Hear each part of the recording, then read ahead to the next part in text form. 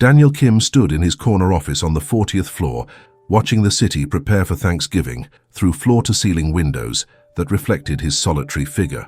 At 42, he had built a pharmaceutical empire that employed thousands and generated billions, but the holiday found him exactly where he had spent the last 5 Thanksgivings, alone in his office, working while others celebrated with family.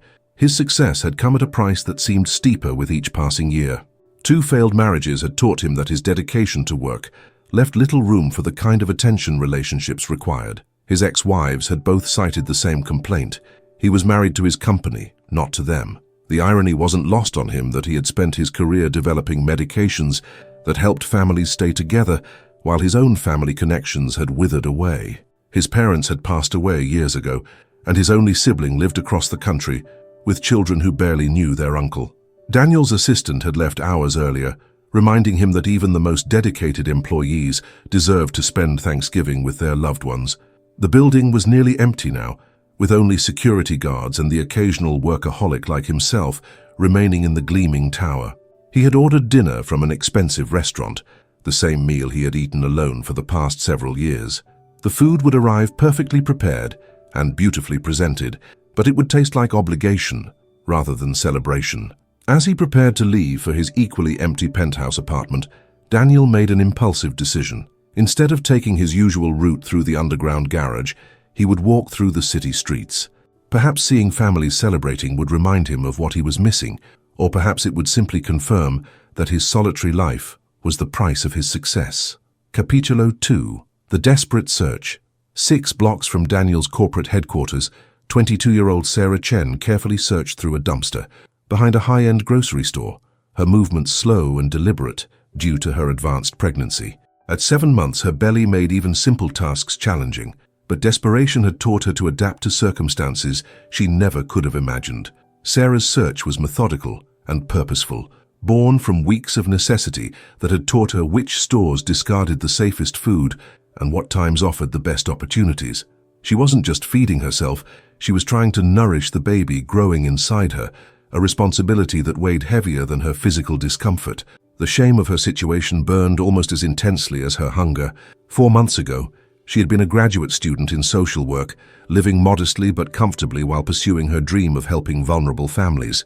Her life had been simple, but filled with purpose and hope for the future.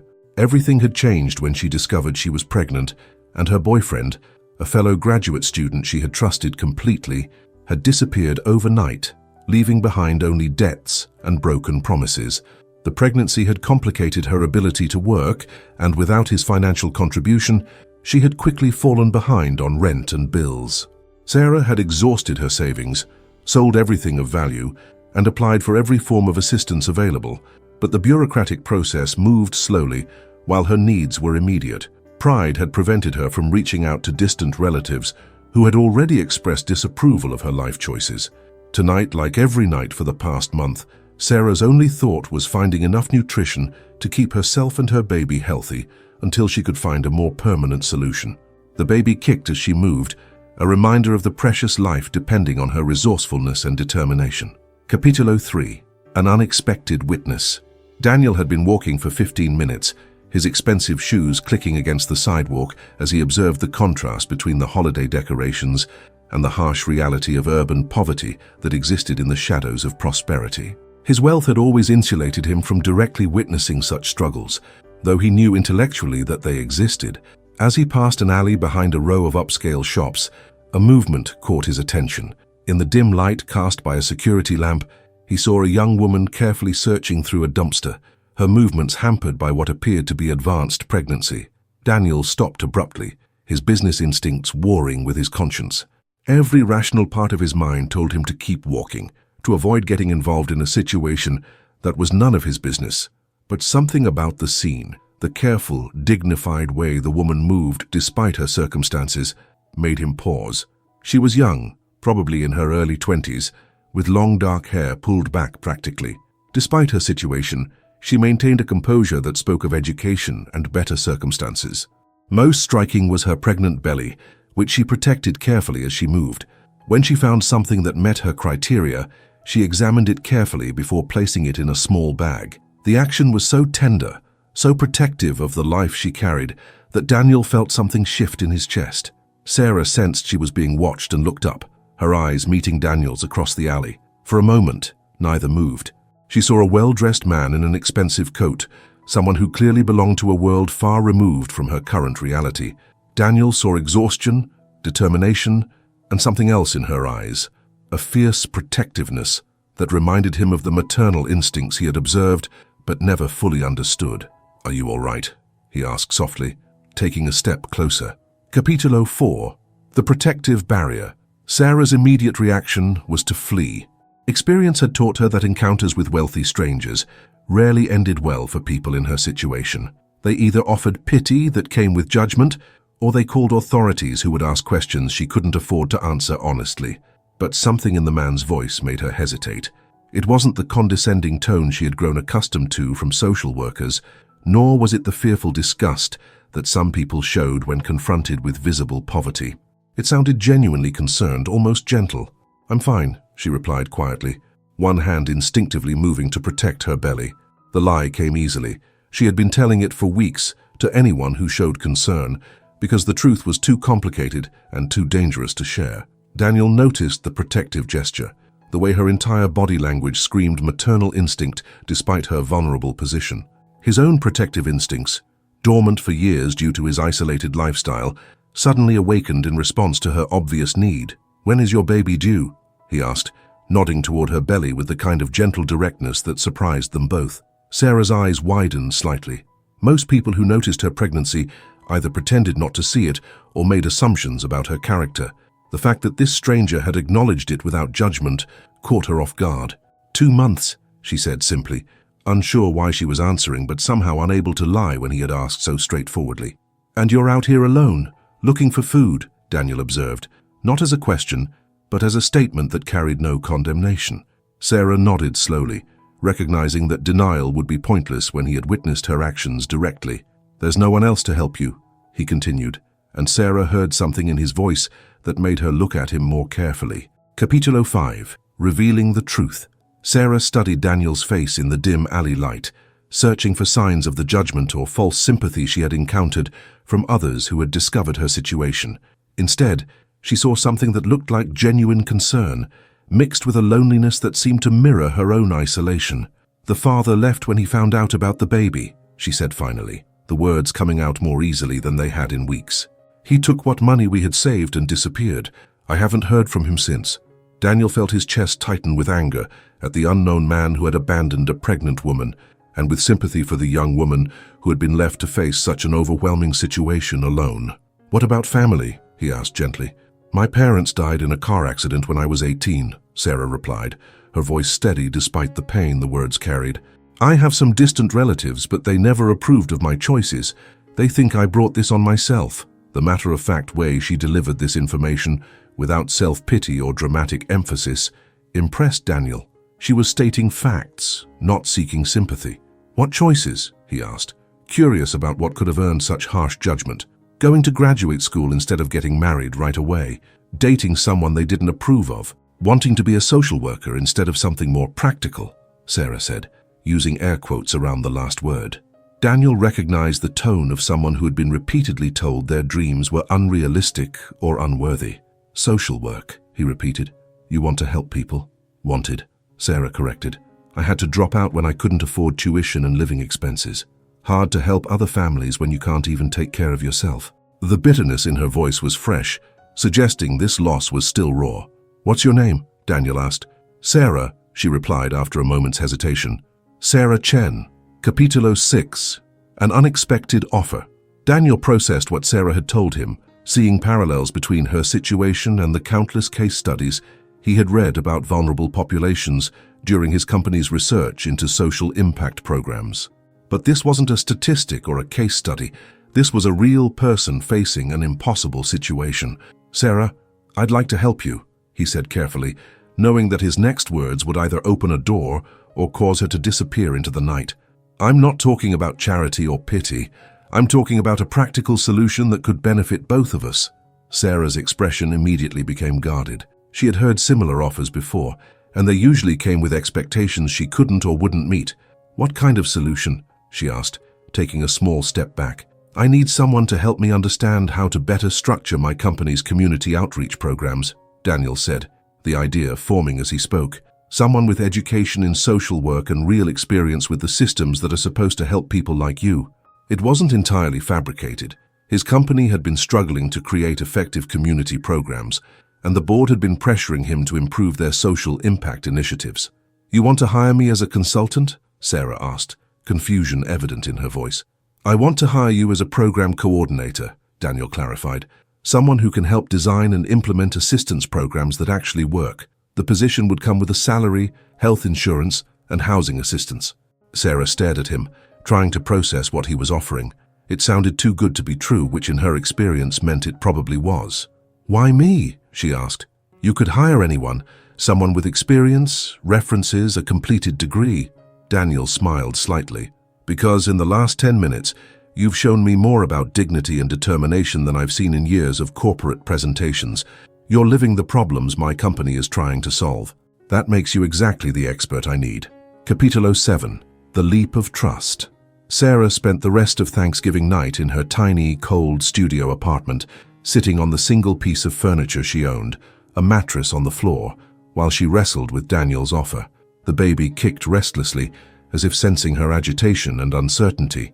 She had learned to be suspicious of offers that seemed too good to be true, especially from wealthy strangers who might have ulterior motives. Her experiences over the past months had taught her that help often came with strings attached that she couldn't afford to accept. But something about Daniel's manner had seemed genuine. He hadn't looked at her with pity or disgust, hadn't made assumptions about her character or situation.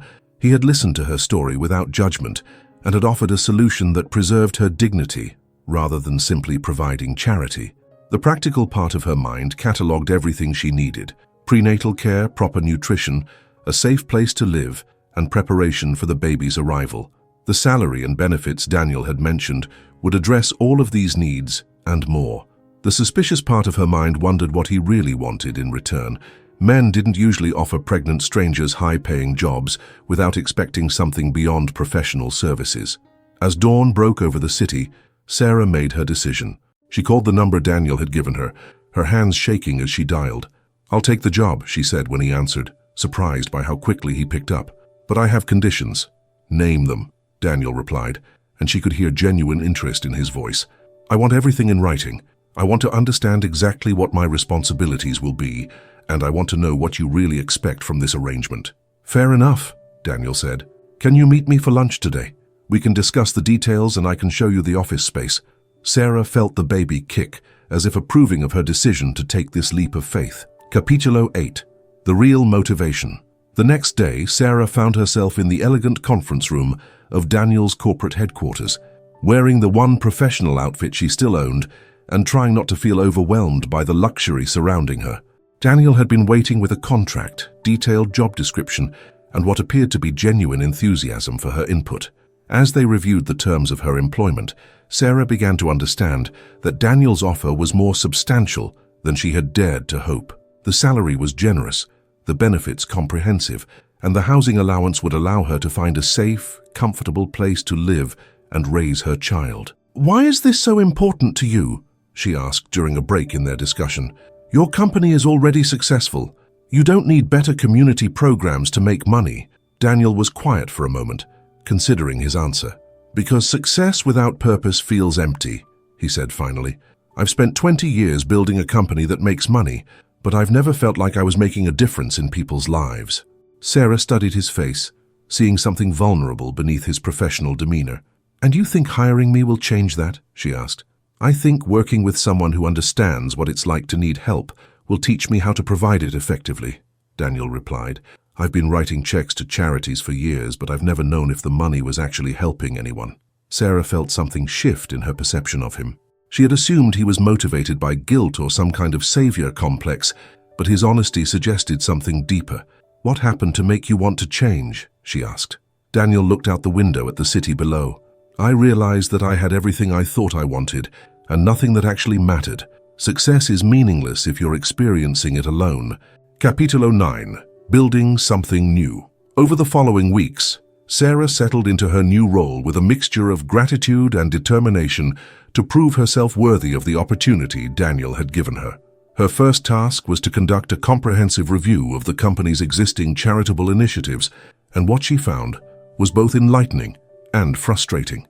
The company had been donating millions of dollars annually to various organizations, but there was little oversight or measurement of impact. Money was being given to well-established charities that spent significant portions on administrative costs, while smaller, more effective grassroots organizations were being overlooked. Sarah's recommendations were thorough and sometimes harsh. She proposed redirecting funds toward programs that addressed root causes rather than just symptoms, establishing partnerships with organizations that served the populations she had lived among, and creating accountability measures that ensured donations actually reached those in need. Daniel found himself impressed not just by Sarah's insights, but by her passion for the work. She approached each project with the intensity of someone who understood that these weren't abstract policy decisions. They were lifelines for real people facing desperate situations. As Sarah's pregnancy progressed, Daniel noticed her dedication never wavered, even as her physical discomfort increased. She worked from home when necessary, attended meetings via video conference when travel became difficult, and continued to produce work that exceeded his expectations. The transformation in the company's community outreach was dramatic and immediate. Local organizations began reaching out with partnership proposals. Media coverage highlighted their innovative approaches to corporate social responsibility, and employee morale improved as workers felt proud of their company's genuine impact. But the most significant change was in Daniel himself. Working closely with Sarah had given him a sense of purpose he had never experienced in purely profit-driven endeavors. Capítulo 10. Unexpected complications. 6 weeks before Sarah's due date, their carefully constructed professional relationship faced its first major challenge. Sarah had been experiencing complications that required bed rest, but she was reluctant to take time off work, fearing that her absence would jeopardize her position. Daniel discovered her situation when she missed a crucial meeting, and he went to check on her at the apartment his company was providing. He found her pale and exhausted, clearly in need of medical attention, but too proud to ask for help. "You should be in the hospital," he said after taking one look at her condition. "I can't afford to miss work," Sarah replied, struggling to sit up. "The projects can wait," Daniel interrupted. "Your health and the baby's health are more important than any deadline." Sarah looked at him with surprise. In her experience, employers rarely prioritized employee welfare over productivity, especially when the employee was as replaceable as she felt herself to be. "I don't want you to think I'm taking advantage of your kindness," she said quietly. Daniel felt something twist in his chest at her words. After months of working together, she still saw herself as a charity case rather than a valued colleague. "Sarah, you've transformed this company's entire approach to social responsibility. You've created programs that are helping thousands of people. You're not taking advantage of anything. You've earned every consideration I can give you." When she continued to protest, Daniel made a decision that surprised them both. "I'm taking you to the hospital myself," he said. "And I'm staying until the doctors confirm that you and the baby are okay." The concern in his voice was too genuine to be merely professional, and Sarah realized that their relationship had evolved into something neither of them had expected. Capítulo 11. A new understanding. During the long hours in the hospital waiting room, while doctors monitored Sarah's condition, Daniel had time to reflect on how dramatically his life had changed since that Thanksgiving evening. What had begun as an impulsive act of charity had evolved into something that felt essential to his happiness and sense of purpose. Sarah was stable, but the doctors recommended continued bed rest until delivery. As Daniel sat beside her hospital bed, he found himself making plans that went far beyond their professional relationship. "I want you to stay at my house until the baby is born," he said, the words coming out before he had fully considered them. "I have a housekeeper who can help, and it would be easier to ensure you're getting proper care." Sarah stared at him, trying to process what he was offering. "Daniel, that's too much. I can't accept—" "You're not accepting charity," he interrupted. "You're accepting help from someone who cares about you and wants to make sure you're safe." The word cares hung between them, loaded with implications that neither had been willing to acknowledge before. "Why?" Sarah asked, echoing her question from that first night in the alley. "Why do you care so much?" Daniel was quiet for a long moment, considering his answer. Over the past months, he had watched Sarah transform not just his company, but his entire perspective on what mattered in life. Her strength, her compassion, and her unwavering dedication to helping others had shown him what he had been missing in his pursuit of success. "Because you've given me something I didn't know I needed," he said finally. "You've shown me what it means to have purpose beyond profit, to care about something more important than quarterly reports." Sarah felt tears threatening, moved by his honesty and the recognition that their relationship had become something neither had planned but both treasured. "What happens after the baby is born?" she asked quietly. "Whatever you want to happen," Daniel replied. "But I hope you'll consider staying, both of you." Capítulo 12. A different kind of family. 3 weeks later, Sarah gave birth to a healthy daughter she named Hope, a choice that reflected both her gratitude for how her circumstances had changed and her optimism for the future. Daniel had been at the hospital throughout her labor, pacing the waiting room with the nervous energy of an expectant father. When the nurse brought him to meet Hope for the first time, Daniel felt something shift in his chest that he had never experienced before.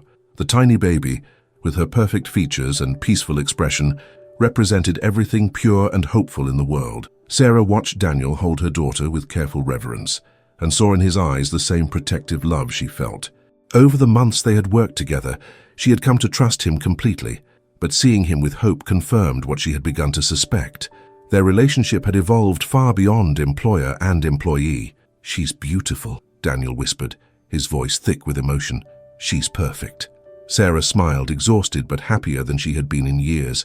"Would you like to be her godfather?" she asked, the question coming from her heart rather than her head. Daniel looked up at her with surprise and something that looked like joy. "I would be honored," he said.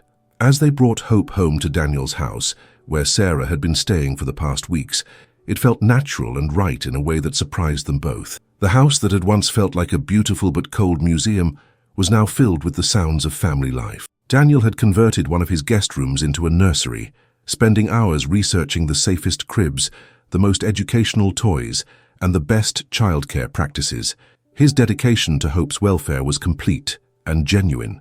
Sarah found herself falling into a routine that felt like the family life she had always dreamed of, but never thought she would have. Capítulo 13.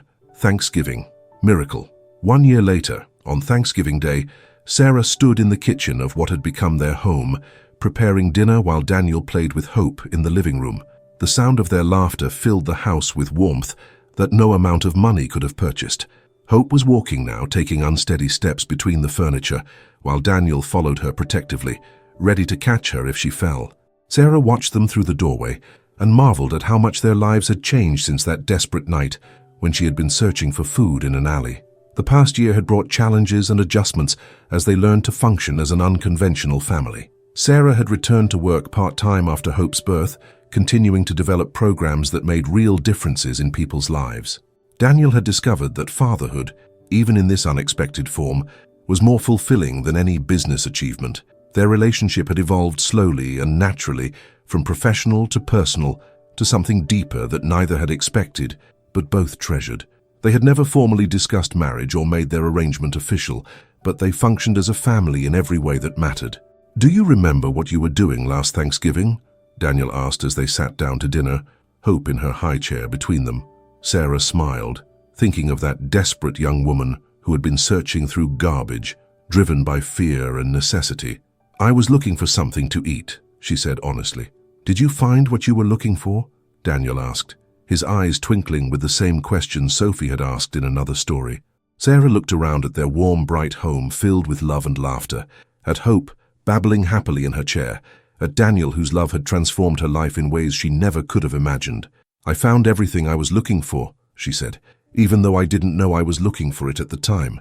Outside, the first snow of winter began to fall, but inside their home, surrounded by the family they had created from the most unlikely circumstances, Sarah and Daniel had found the kind of warmth that no weather could touch.